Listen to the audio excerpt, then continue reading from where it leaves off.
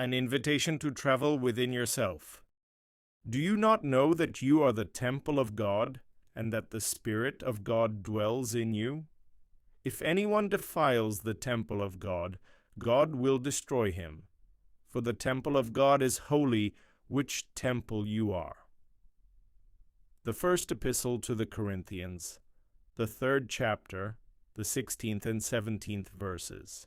I invite you, dear friends, those of you who particularly desire this, to the most amazing journey of your life, to yourself, to God who lives in you, to that secret of secrets and the most holy place that is in you, to the room of fulfillment of all desires, and even much more. If your body is God's temple, then where is his throne? Many will say that it is in the heart, but the heart is an expression of God's love. His throne is our brain, our consciousness. Our brain or our consciousness is not just one of the bodies, mental, as is believed in some Eastern philosophies. Our brain is the most holy place, where the ark of God's glory is located, which in Scripture is represented by the throne of God. Decisions are made there, revelations are given there, and all decrees are issued there. In the previous video of this series, we pointed out the symbolic structure of the Old Testament tabernacle or tent, the sanctuary, as a model of man. The 7 veils of the sanctuary, their location, symbolic significance, the material used, and even the color indicate together the 7 subtle human bodies: physical, etheric, emotional, mental, causal, spiritual, and energetic. Under these veils is the most holy place, or the secret of the secret ones. The practical implications for understanding human nature here are limitless. We are given the key to ourselves, and through this, to everything. In Tarkovsky's film Stalker, a man acting as a guide leads people into a room where all desires are fulfilled. This room and the entire area around it are the courtyard, the sanctuary, and the most holy place. That's why this truth is so carefully guarded, because if you go into that room, go into the most holy place, into your consciousness, then your every wish will come true. All wishes will be fulfilled. But since most people's desires are inherently destructive to society and to themselves, the path to this area and this room is carefully guarded. It is clear for what reason. In all this, the Strugatsky brothers and Andrei Tarkovsky rightly guessed the omnipotent inner room of human consciousness. This is the most holy place, but even the stalker guide himself did not dare to enter this room. He was afraid of himself, afraid that some of his hidden, suppressed desires might come true, while bringing destruction to the world and his life.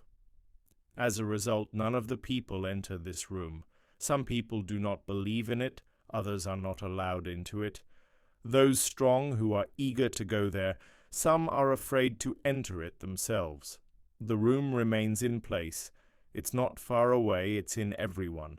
It's open, but it's also closed. This is a very accurate analysis, a very accurate alignment. For people, this room, the most holy place, remains closed, completely closed. But it's there. Who is it for? I'll tell you who it's for and who's going to be in it. She's not for people at all, not for upright primates. It is for the sons and daughters of God. Listen carefully. The whole direction of your future life is being decided now. Even your past is being resolved now, because the past is being transformed depending on the direction of your future. So, if you need this room where all desires are fulfilled, then remember, the guards will let you through, the stalker will escort you, the room will accept only the sons and daughters of God. Only those, speaking prosaically, who realized themselves and proclaimed and manifested themselves as the son or daughter of God. There are no other ways, and there will be no other way. Decide for yourself. Do you need to go to this room or not? Because before you take anything from this room, you will have to leave something outside it. Maybe even something you're rushing into this room for. We will clearly see this as we study the path to the holy, studying the sanctuary. The sanctuary is surrounded by a solid energy fence, barrier, wall. This wall, made of blankets in the desert, is guarded by armed Levites. Only a priest could go inside, and only the priest who had the opportunity to serve before God, to serve in the sanctuary, symbolically representing the ministry of the Son of God, Jesus Christ. Do you understand that? And into the most holy place, attention, only the high priest had the right to enter, representing God. And there he received healing from God, received instructions, revelations, poured out the desires of his heart, and changed the situation all over the world. You'll say that it's already clear that we can't get into this room. Listen, do you want to get there? But if you are not sons of God, if you want to receive from the room as some kind of perverted filth, the scientist wanted to blow it up, or fame, power, a lot of women, as the writer wanted, then you can relax. They won't let you anywhere near there, thank God. But if you are the sons and daughters of God and you want to change the world for the better, you want to bring happiness to people, glory to God, you will be allowed in. But let it go, step by step, cover by cover. 7 veils must be torn from oneself in order to enter the most holy place. Do you understand? You can turn back on the first blanket, or you can turn back on the second one, or you can go all the way. Only sons and daughters walk this path. The Levites, or in our case the angels, keep a sharp lookout. Who is coming to the sanctuary? They can smell a rat and they can smell a man, but they can also smell sons and daughters. You can't go there dressed in, say, a priestly habit, or even if you have a resolution in your hands from the most competent authorities. No, it doesn't work. The angels are reading your vibrations, your frequency, and if you don't recognize yourself as a daughter or a son, go away. They'll give you another kick so that you can tell other bluebird hunters that it's all nonsense. You will not be allowed in there, and the stalker will not undertake to lead you further and remove the veil in front of you. Because you're doing yourself and people harm. You are a danger to humanity and to yourself. But sons and daughters are not dangerous. Sons and daughters, stop smoking nervously on the sidelines. Who is this room for? It's for you. Who is healing for? Who is the power for? Who is the influence for? Who is the extension for? Who is the kingdom for? For you. You don't go into the most holy place like thieves. You go as priests to serve God and people. In front of you the stalker will open blanket after blanket, all 7 of them, until you enter glory. Many sons and daughters of God think this way. Of course, I want to serve God and people. It's cool. But I'm such a sinner, such a sinner. I'm such a little man. I'm not going to make it. They won't let me in. And you stand on the sidelines and smoke these fetid thoughts. If you are the son or daughter of God, you do not need to be saints to go to the throne of God. A father loves his sons and daughters just the way they are. There's nothing you can do to make him love you more or less.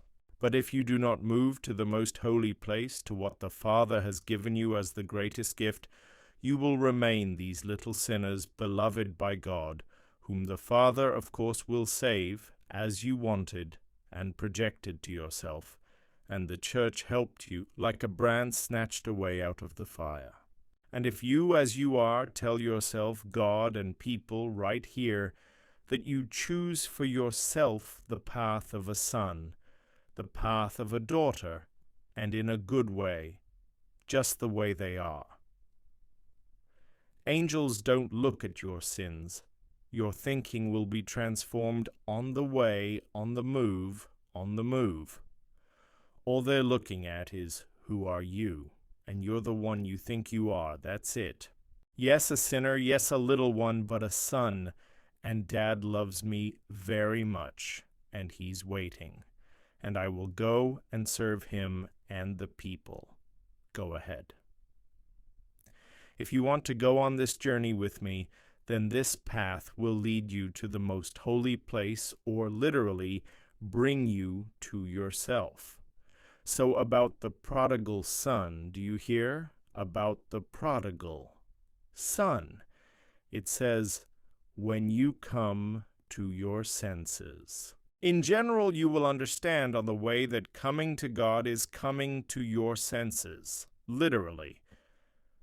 Do you think now that you are in yourself, to understand if you are in yourself, at home in your mind in the most holy place, Jesus Christ left a simple test with which you can test yourself. And these signs will follow those who believe. In my name they will cast out demons, they will speak with new tongues, they will take up serpents, and if they drink anything deadly, it will by no means hurt them. They will lay hands on the sick, and they will recover. Christ ascends to God's right hand. The Gospel of Mark, the 16th chapter, the 17th and 18th verses. If you have it, congratulations, you are in the room. You have come to your senses. You are believers. You are in the most holy place. And if this is not the case, but you really want to, I suggest you go on the most amazing journey of your whole life, a journey into yourself. I'll tell you how this journey will go. We will tear off all 7 veils from ourselves, one by one. The tabernacle is designed in such a way, and the tabernacle is you, that you cannot take everything off at once. You need to undress yourself in layers, skin by skin, veil by veil. To know yourself, outside of religion, outside of politics, outside of culture, outside of work. And you need to be extremely honest with yourself. After all, you are not going to people, not to see people and show yourself. You are going to yourself. You are going to God. I warn you, skinning yourself, finding out the truth may be a no, I don't need it. And you will return to where you were, and you won't be cursed or anything. You, as you wish, will be a brand plucked from the fire. Religion will help you in this. Removing the covers may also not be very comfortable. You will see something that will be difficult for you to accept. You will see things and yourself as they are. You'll see it 100%. And it's not always comfortable, and you won't always want to accept it, and you can come back, or you can walk to the end. The Father is waiting for you there in the room in the most holy place. His gifts are waiting for you, on the ground, in you, the might of the sons and daughters of God, glory and power, what to expect on the way. I've been preparing for this journey for a long time. I spend it in my mind, in my spirit, many times. I have been a servant of God all my life, every bit of it, all my years and all my days. But to be honest, before that, I only brought people to the sanctuary, to God, to salvation, and that's a lot. I am grateful to many people, and in turn, many people will thank me not only on earth, but also in heaven. I even brought people to the holy place, that is, to worship. Through me, the Lord has chosen and appointed several pastors, priests, and many, many people who serve him as best they can. But this is, I admit, the first time I've traveled to the holy place. More precisely, I've been on this path myself, and I've been doing it since 2015. Since that day, February of that year, it was a difficult and thorny path for me. I've been wandering around it a lot. There are no roads or even paths. There is a path to salvation, a narrow path, which Jesus spoke about. And I've been leading people along this path for 3 decades, but there are no paths to the most holy place. I had to fall, hurt myself, drown, cry, and almost despair a lot before I entered this room. Yes, that's why you're here, because one day I entered this room. There are no other reasons. And one of the results of this coming to oneself, into one's secret, the most holy place, is this invitation to travel. As I said, I'm an inexperienced stalker. If you find another one, the flag is in your hands. I crawl, I run, I swear, I sing. I'm weird. It's not easy with me. Ask your father, your guru, your master, mentor, boss. Maybe he will take you there. Maybe he's a frequent visitor there. A stalker, the guide. Maybe he will help you pass the sonship test. Will it help you recover? Become a son? Become a daughter? Become a miracle worker? Then go ahead. I am only an economy class for people who are poor and broken-hearted, but at the same time extremely spiritually ambitious. Talking like me, all or nothing. It's all or nothing. So are you with me? Are you coming? Are you crawling? Are you flying? Are you swimming? Take a step. If you join the game, step on the path, then here's rule number 1 for you. Listen to the stalker in everything. And console yourself, if necessary, with the thought that when you enter the room, you will no longer need me or any other stalker. And while you're on your way, you need me, and I ask you to follow my instructions exactly or leave a minefield. I don't want to be responsible to God for your eccentricities. So I want to know, who is in the game? What is our life? The game. You should write to me here at least briefly. In the game, I am the son. Or, in the game, I am the daughter. That's it. This is the first step. This will be a pass through the very first barrier, through the 7th energy level of your body. Today we will do it. You take the first step. You pass through this energy wall, your own, through which you are allowed only by special permission. You give permission as a son or daughter of God to penetrate this first veil. The angels guard him closely. To tell the truth, the work of a stalker is a bit like the work of a tour guide. You come with a group of uninitiated to the Kremlin or to a museum and say, "They're with me," and the guards, who already know you, nod their heads. You're with a stalker. You're all right. That's why you need a stalker from the very first step. You would not have been allowed on this journey without a stalker. No offense, but you must understand that your vibrations do not yet correspond to the high vibrations of your son or daughter. You would hardly be able to overcome this very first barrier if you came alone and said, "I am a son," or "I am a daughter. Let me go." Perhaps you would have done that. You might have been allowed in if you spoke with confidence and boldness and believed what you were saying. But then you have a lifelong journey ahead of you, and it's hard to go through it alone, and most of you wouldn't let me in. Because it's not enough to say, "I'm a son, I'm a daughter." You have to feel like them. And that usually only comes after you've been in the room. I'll also say something important to make it clear where you're going. The other day, while preparing for this journey, I wrote an entire article about how we can make sure that we are not hindered by trolls, bots, and all kinds of godless evil spirits, as well as religious fanatics. And I prayed to my Father, asking him for wisdom, "What should I do?" And he replied, "Throw out everything that you wrote there."